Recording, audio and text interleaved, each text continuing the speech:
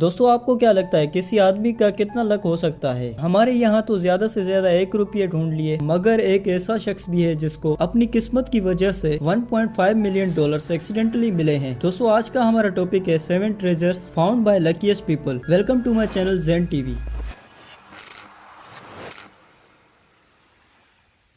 Number 7 दोस्तों, निक meet एक 55 साल का आदमी था जिसको एक दिन टैंक खरीदने का ख्याल आया, तो उसने जाकर रशियन T469 टैंक ईबे से 30,000 पाउंड में खरीदा। तो उसने अपने मैकेनिक फ्रेंड के साथ उस टैंक को रिस्टोर करने का प्लान बनाया। रिस्टोर करते वक्त की फुटेज उसने कैमरा में भी कैद की ताकि अगर कोई वेपन अंदर से निकले तो वो बॉम्ब डिस्पोजल क्रू को दिखा सके, जो कि उन्होंने सेफ्टी के लिए किया। मगर उस टैंक से कोई वेपन तो न निकला, पर निक को टैंक के फ्यूल टैंक से मजबूत गोल्ड बार जो छुपे हुए थे वो मिले। हर गोल्ड बार का तकरीबन 12 LBS वजन था। उस सोने की कीमत तकरीबन 2 मिलियन डॉलर्स थी, जो कि इस आदमी को मिलियनेयर बना गई।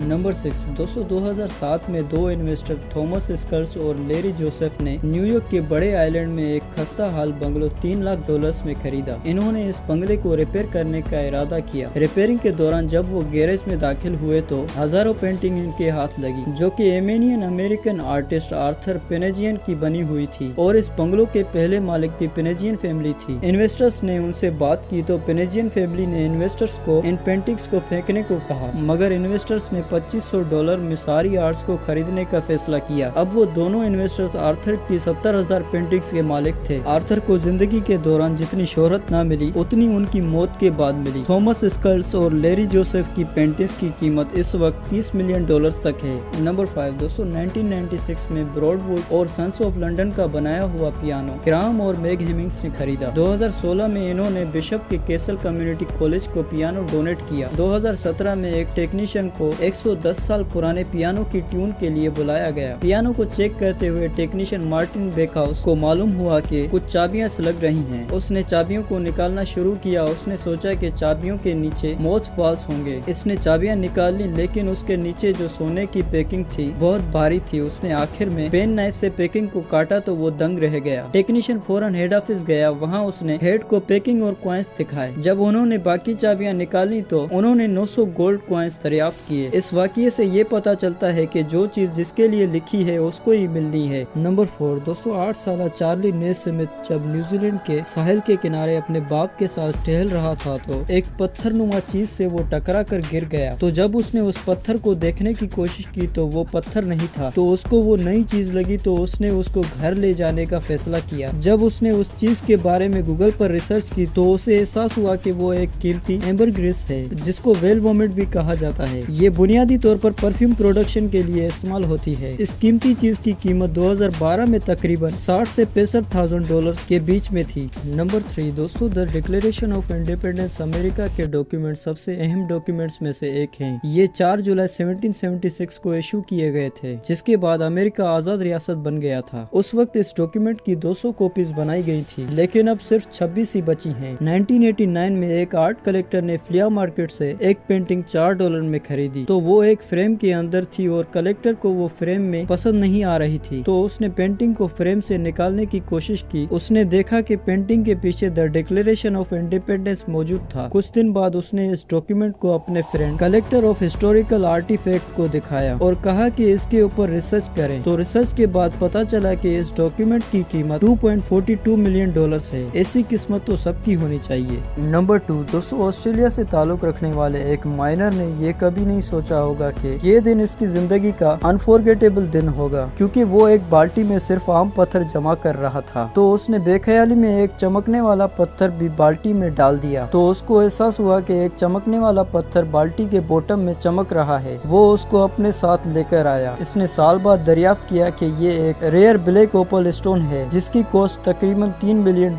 है। आप भी ऐसे ही कुछ न कुछ कलेक्ट किया करो, क्या पता कोई नायाब चीज निकल आए। और इस पत्थर को द रॉयल वन नाम दिया गया। नंबर 1 दोस्तों, किस्मत किस वक्त चमक सकती है वो आपको भी नहीं पता। ऐसे ही एक अमेरिका के कपल ने बैंक के कर्जे की वजह से अपना घर बैंक के हवाले कर रहे थे। उन्होंने हवाले करने से पहले घर के ऊपर वाले हिस्से से कुछ पुराने बॉक्स निकाले, तो उन बॉक्सेस में से एक बॉक्स में एक नायाब चीज निकली। वहाँ बॉक्स में उन्होंने एक्शन कॉमिक्स नंबर 1 की कॉपी दरियाफ्त की, जो कि 1938 साल की थी। उस टाइम सिर्फ 99 कॉपीज का वजूद मालूम था। हर कॉपी को उस टाइम पर 1.5 मिलियन डॉलर्स में बेचा गया था। ये मिलने से इस कपल की किस्मत खुल गई और उनका वो घर भी बच गया।